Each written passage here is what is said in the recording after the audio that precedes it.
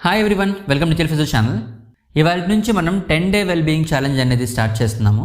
దీంట్లో మన main idea ఏంటంటే రిలాక్సేషన్, అదేవిధంగా ఫిజికల్ యాక్టివిటీని మనం ప్రమోట్ చేయడం కోసం ఈ సిరీస్ అనేది నేను స్టార్ట్ చేశాను. డే 1లోని అంటే మనం ఇవాళ చేస్తున్న ఫస్ట్ డేలోని బ్రీతింగ్ మీద, అదేవిధంగా గైడెడ్ ఇమేజరీ మీద నేను ఎక్కువగా కాన్సన్ట్రేట్ చేస్తున్నాను. ఈ రెండు కూడా మనకి చాలా చాలా ఇంపార్టెంట్ రిలాక్సేషన్ కోసం. మనం ఎలా చేయాలనేది నేను ఇప్పుడు 1 by 1 ఎక్స్ప్లెయిన్ చేస్తాను. మనం బ్రీతింగ్ ఎక్సర్సైజెస్ గురించి నేను ఎక్స్ప్లెయిన్ చేస్తాను. మనకి యూజువల్గా ఎక్కువగా స్ట్రెస్ ఉన్నప్పుడు మనకి ఎక్కువగా ర్యాపిడ్గా బ్రీత్ తీసుకుంటూ ఉంటాం, కానీ ఆ బ్రీతింగ్ ఎప్పుడు కూడా మనకి డీప్గా ఉండదు. డీప్ బ్రీతింగ్ అనేది చేస్తేనే మనకి లంగ్స్ అనేవి బాగా ఎక్స్పాండ్ అవుతాయి. అదేవిధంగా మనకి ఆల్వియోలస్ అని చెప్పి అంటాం, లంగ్లో ఉండే చిన్న చిన్న లోబ్స్లో ఉంటాయి. సో ఇవి ఎక్స్పాండ్ అవుతేనే మనకి ఎక్కువగా ఆక్సిజన్ కాన్సన్ట్రేషన్ అనేది బ్లడ్లో పెరుగుతూ ఉంటుంది. అయితే ఎక్కువగా స్ట్రెస్లో ఉన్నారో వాళ్ళ బ్రీతింగ్ అంతా కూడా డీప్గా కాకుండా షాలోగా ఉంటుంది, అంటే ఇలా ర్యాపిడ్గా మనం తీసుకుంటూ ఉంటాం. సో దీనివల్ల ఏమవుతుందంటే మనకి ఆక్సిజన్ కాన్సన్ట్రేషన్ అనేది బ్లడ్లో తగ్గుతూ ఉంటుంది. అదేవిధంగా దీనివల్ల మజిల్స్ కూడా అంతా కూడా మనకి టెన్స్ అయి ఉంటాయి. ఈ వీడియోలో మనం డీప్ బ్రీతింగ్, అదేవిధంగా 4-4-4 బ్రీతింగ్ అనేది కూడా మనకి ఎక్స్ప్లెయిన్ చేస్తాను. సో ముందుగా డీప్ బ్రీతింగ్ ఎలా చేస్తామంటే మనకి దీంట్లో మనం డయాఫ్రమాటిక్ బ్రీతింగ్ అంటాం. అంటే మనకి ఈ చెస్ట్ నుంచి కాదు, మన బెల్లీ బ్రీతింగ్ అని కూడా దీన్ని మనం అంటూ ఉంటాం. దీంట్లో ఎక్కువగా కూడా మన బెల్లీ అంటే మన పొట్ట అంతా కూడా ఫ్రంట్కి రావాలి, అదేవిధంగా బ్యాక్కి వెళ్ళాలి. చెస్ట్ నుంచి మీరు ఏం తక్కువ బ్రీతింగ్ తీసుకోవాల్సిన అవసరం లేదు. మీ బ్రీతింగ్ అంతా కూడా చెస్ట్ ఎక్స్పాన్షన్ మీద కాదు, మన టమ్మీ ఎక్స్పాన్షన్ మీద కాన్సన్ట్రేట్ చేసామంటే డయాఫ్రమ్ అనే ఈ మజిల్ అంతా కూడా మనకి కిందకి వెళ్తూ ఉంటుంది. లంగ్ ఎక్స్పాన్షన్ కూడా మనకి బాగా ఉంటుంది. మజిల్ బాగా వర్క్ అవుతుంది, అదేవిధంగా బాగా ఎక్స్పాండ్ అవుతుందంటే మనకి లంగ్ కెపాసిటీ పెరుగుతూ ఉంటుంది. ఆటోమేటిక్గా మనకి స్ట్రెస్ కూడా తగ్గుతూ ఉంటుంది. ఈ డీప్ బ్రీతింగ్ వల్ల మనకి 3 బెనిఫిట్స్ అంటూ ఉంటాయి. ఫస్ట్ ఏంటంటే మనకి ఆక్సిజన్ కాన్సన్ట్రేషన్ పెరుగుతూ ఉంటుంది. సెకండ్ చూసుకునేసరికి మనకి యాంగ్జైటీ కానీ స్ట్రెస్ కానీ తగ్గుతూ ఉంటుంది. థర్డ్ ఏంటంటే మనకి మజిల్ని మనం గ్రాడ్యువల్గా స్ట్రెంగ్తన్ చేయొచ్చు. అదేవిధంగా మనం మజిల్ యాక్టివిటీని కూడా కొంచెం గ్రాడ్యువల్గా పెంచవచ్చు. ఇప్పుడు డీప్ బ్రీతింగ్ ఎలా చేస్తామంటే మీరు నార్మల్గా ఒక రిలాక్స్ పొజిషన్లో కూర్చోవన్నా ఉండొచ్చు, లేకపోతే మీరు కింద పడుకునైనా చేయొచ్చు. సో నేను కంఫర్టబుల్గా సీటింగ్లో కూర్చొని మీ ఒక హ్యాండ్ చెస్ట్ పైన పెట్టుకోండి, ఇంకొక హ్యాండ్ మీ బెల్లీ పైన పెట్టుకోండి.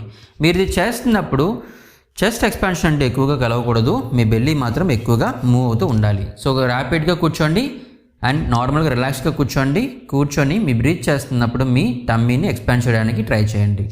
ఇది చేస్తున్నప్పుడు ఫస్ట్ మీరు మొత్తం ఎయిర్ని అంతా కూడా మౌత్తో బయటికి వదిలేయండి. ఇప్పుడు మొత్తం నేను నా లంగ్లో ఉన్న ఎయిర్ని ఎక్స్పాండ్ చేశాను, అదేవిధంగా ఎంటీ చేశాను. సో దీంట్లో ఇప్పుడు ఏం చేస్తామంటే మనం బ్రీతింగ్ అంతా కూడా పొట్ట నుంచి చేయాలి.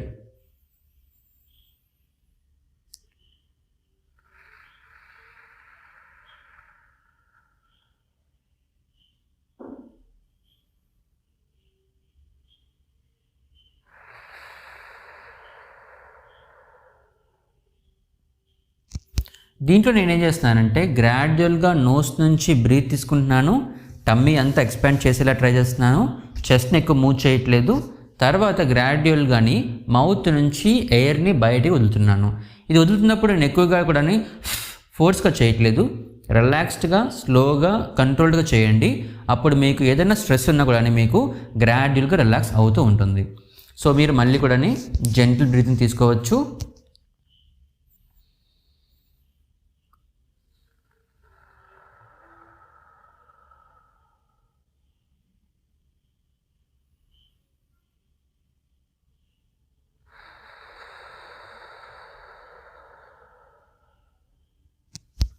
ఈ విధంగా మీరు డీప్ బ్రీతింగ్ చేశారనుకుంటే బాడీ అంతా కూడా మీకు గ్రాడ్యువల్గా రిలాక్స్ అవుతూ ఉంటుంది.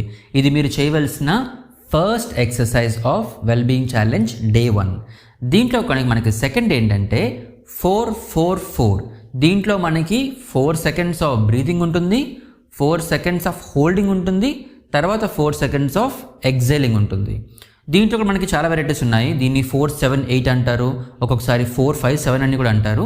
కానీ నాకు నచ్చింది ఏంటంటే 4-4-4 అనేది చాలా ఈజీగా ఉంటుంది. అదేవిధంగా మనకి అంత కాన్సన్ట్రేట్ చేయాల్సిన అవసరం దీనికేమి లేదు. దీంట్లో మనం బ్రీత్ చేస్తున్నప్పుడు 4 seconds కౌంట్ చేసుకోవాలి. అంటే మొత్తం బ్రీత్ అవుట్ చేసేయండి, బ్రీత్ చేస్తున్నప్పుడు కూడా చెస్ట్ బ్రీతింగ్ కాదు, డయాఫ్రమాటిక్ బ్రీతింగ్ దీంట్లో మనం చేయాలి. సో దీంట్లో డయాఫ్రమాటిక్ బ్రీతింగ్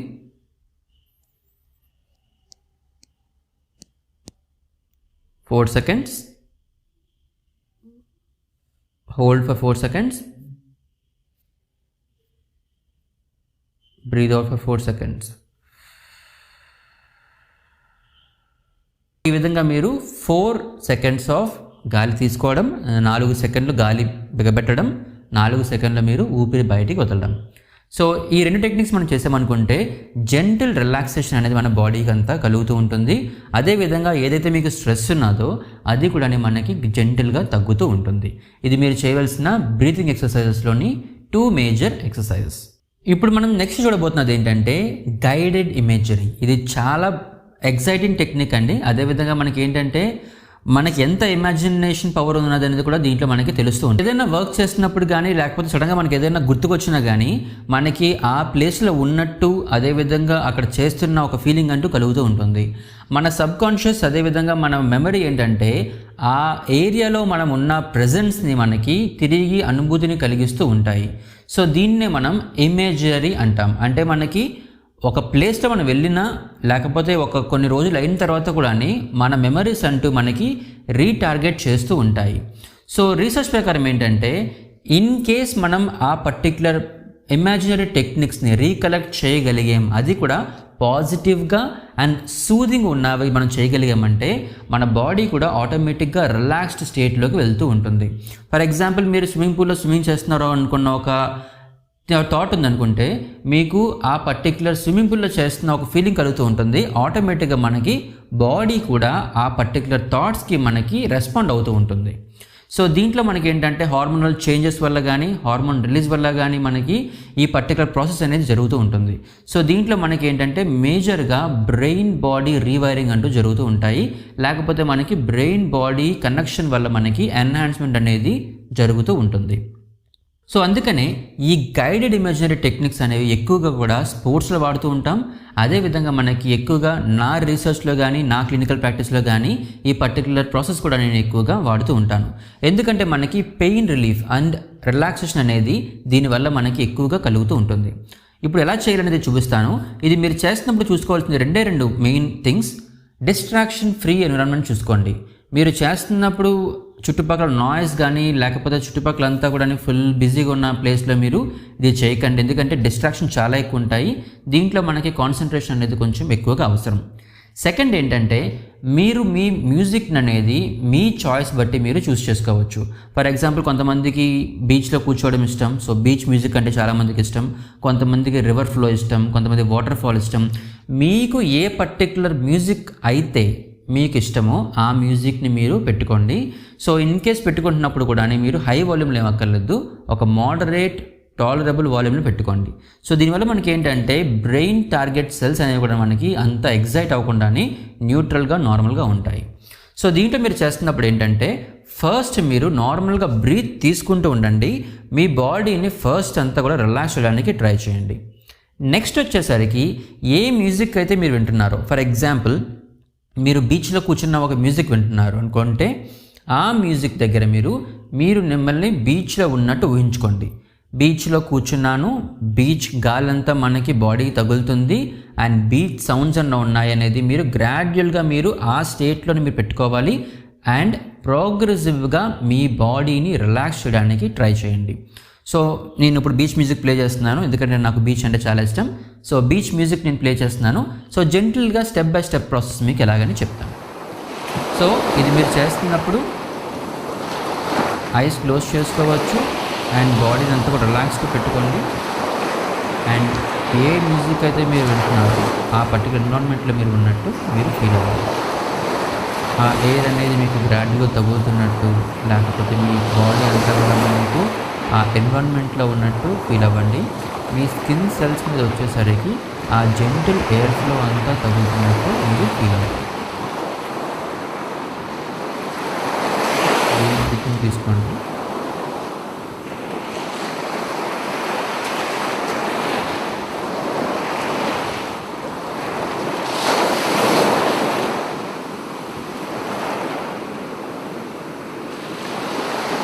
ఇలాగ మీరు 15 to 30 సెకండ్స్ పాటు చేయొచ్చు. అండ్ గ్రాడ్యువల్గా మీరు ఆ మ్యూజిక్ పర్టికులర్ వాల్యూమ్ని మెయింటైన్ చేసుకుంటున్నారనుకుంటే మీ బాడీ అంతా కూడా ఒక టెన్స్ స్టేట్ నుంచి గ్రాడ్యువల్గా రిలాక్స్ అవుతూ ఉంటుంది. సో మనం ఇప్పుడు డిస్కస్ చేసిన విధంగా ఈ రెండు డీప్ బ్రీదింగ్, గైడెడ్ ఇమేజరీ, ఈ రెండు టెక్నిక్స్ వల్ల కూడా మనకి ఫస్ట్ ఫేజ్ ఆఫ్ రిలాక్సేషన్ అనేది మనం పొందవచ్చు.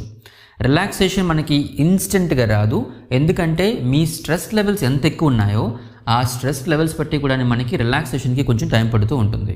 సో ఫుల్ బాడీ రిలాక్సేషన్ కావాలనుకుంటే నేను నా నెక్స్ట్ వీడియోలో వచ్చేసరికి ప్రోగ్రెసివ్ మస్కులర్ రిలాక్సేషన్ గురించి ఎక్స్ప్లెయిన్ చేస్తాను. ఈ ఎక్సర్సైజ్ చేయండి, డీప్ బ్రీదింగ్, అదేవిధంగా మనకి జెంటిల్ గైడెడ్ ఇమేజరీ చేసుకున్నారనుకుంటే మీకు రిలాక్సేషన్ అనేది మీకు కలుగుతూ ఉంటుంది.